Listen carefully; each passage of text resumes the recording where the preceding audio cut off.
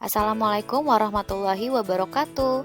Kali ini kita akan membahas mengenai sistem pengolahan makanan awetan dari bahan nabati dan hewani. Adapun tujuan pembelajarannya, setelah berdiskusi dengan teman kelompok, siswa mampu menganalisis sistem pengolahan makanan awetan dari bahan nabati dan hewani. Dan setelah melakukan praktik secara kelompok, siswa mampu mengolah makanan awetan dari bahan nabati dan hewani. Contoh makanan awetan dari bahan nabati ada selai stroberi, acar, tape singkong, keripik pisang, dan lain-lain. Adapun makanan awetan dari bahan hewani ada ikan asin, dendeng, kornet, keju, dan lain-lain. Nah, di sini kalian bisa mengetahui apa saja karakteristik dari makanan awetan dari bahan nabati dan juga karakteristik dari makanan awetan dari bahan hewani. Kalian pun harus mengetahui alat pengolahan makanan awetan dari bahan nabati dan hewani terbagi menjadi dua, ada kitchen utensil dan kitchen equipment. Kitchen utensil adalah peralatan kecil untuk mengolah makanan seperti panci, pisau, dan sebagainya. Di sini terdapat peralatan dari bahan baja, stainless, aluminium, dan tembaga. Terbagi menjadi beberapa, yaitu peralatan untuk masak, serta peralatan untuk menyimpan atau mencampur.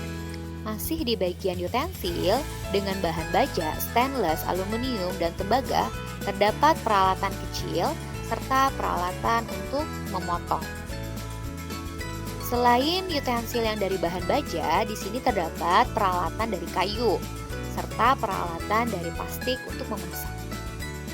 Adapun kitchen equipment adalah peralatan besar yang membuat ruangan tersebut berfungsi sebagai dapur untuk mengolah makanan seperti oven, kompor, dan sebagainya. Terbagi menjadi dua, ada peralatan listrik dan gas, serta peralatan mekanik. Teknik pengolahan makanan awetan dari bahan nabati. Yang pertama ada pengawetan secara fisik serta secara biokimia. Adapun pengawetan secara fisik, yaitu ada pengeringan, merupakan proses untuk mengeluarkan atau menguapkan sebagian besar air yang dikandung melalui penggunaan energi panas. Yang berikutnya ada pengawetan suhu rendah, adalah penyimpanan bahan makanan di atas suhu pembekuan. Sedangkan pengawetan dengan pembekuan adalah penyimpanan bahan pangan dalam keadaan beku. Berikutnya ada pengemasan. Cara pengemasan merupakan proses yang berfungsi untuk pengawetan makanan, untuk mencegah kerusakan mekanis serta mengatasi perubahan kadar air. Sterilisasi bahan kemasan dilakukan dengan pemberian cairan atau uap hidrogen peroksida dan sinar UV atau radiasi gamma. Berikutnya ada pengawetan menjadi pembuatan tepung. Teknik ini merupakan proses pengelolaan bahan makanan dengan cara mengubahnya menjadi tepung. Contohnya adalah tepung gandum. Yang berikutnya ada pengawetan secara biokimia, merupakan cara menambahkan bahan kimia lain sebagai pengawet, yaitu ada pengasinan. Pengasinan adalah mengawetkan makanan dengan cara menambahkan garam pada bahan makanan. Ada pemanisan, merupakan pengawetan makanan dengan cara menambahkan larutan gula pada bahan makanan. Selanjutnya ada penambahan makanan bahan awetan lainnya, di mana pengawetan makanan juga dapat dilakukan dengan cara menambahkan bahan pengawet seperti enzim paparin, enzim bromelin, asam sitrat, dan bahan lainnya. Selanjutnya ada teknik pengolahan makanan awetan dari bahan hewani. Adapun pengawetan secara fisiknya, yang pertama yaitu pengeringan. Merupakan proses untuk mengeluarkan atau menguapkan sebagian besar air yang dikandung melalui penggunaan energi panas.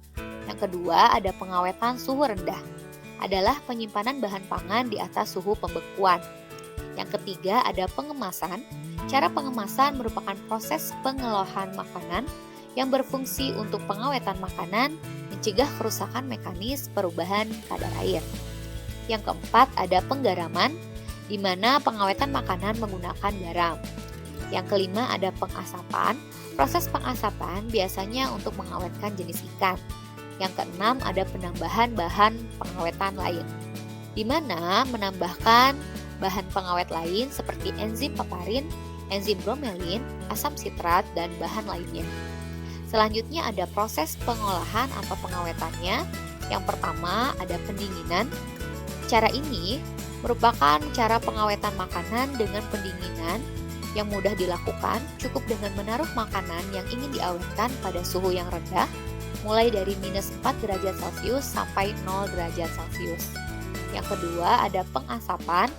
Cara mengawetkannya dengan pengasapan dilakukan dengan menaruh makanan di dalam sebuah tempat yang kemudian akan diasapi dari bawah. Yang ketiga ada pengalengan. Cara yang satu ini menggabungkan antara teknik kimia dan juga fisika. Teknik kimia karena biasanya diperlukan sejumlah zat pengawet yang harus dicampurkan ke dalam makanan, dan teknik fisika karena makanan tersebut nantinya akan dimasukkan ke dalam kaleng hampa udara. Yang terakhir atau yang keempat ada pengeringan atau penggaraman. Cara ini dilakukan dengan menjemur atau memanaskan makanan yang ingin diawetkan. Setelah makanan diolah, tentunya makanan harus dikemas. Adapun kemasan pengolahan makanan awetan ada 3. Yang pertama, kemasan primer merupakan kemasan yang bersentuhan langsung dengan produk itu sendiri. Yang kedua, ada kemasan sekunder, merupakan kemasan yang tidak bersentuhan langsung dengan produk makanan, melainkan digunakan pada bagian luar kemasan primer. Sedangkan kemasan tersier adalah kemasan yang digunakan untuk distribusi jarak jauh yang dapat memuat beberapa kemasan sekunder. Kemasan untuk produk makanan ternyata memiliki beberapa persyaratan sebelum diputuskan dan digunakan untuk mengemas makanan atau minuman yang akan kita produksi. Ternyata, dalam pembuatan label pada kemasan, menurut Undang-Undang Pangan Nomor 7 Tahun 1996, Pasal 30 Bab 4 menyebutkan bahwa setiap orang memproduksi atau memasukkan ke dalam wilayah Indonesia pangan yang dikemas untuk diperdagangkan wajib mencantumkan label pada di dalam dan atau di kemasan pangan, yaitu pertama ada nama produk, nama dagang, komposisi, berat atau isi bersih, nama dan alamat prosedur, nomor pendaftaran, tanggal atau bulan dan tahun kadaluarsa, serta kode produksi. Nah, itu tadi materi mengenai sistem pengolahan makanan awetan dari bahan nabati dan hewani. Semoga bisa bermanfaat. Terima kasih. Assalamualaikum warahmatullahi wabarakatuh.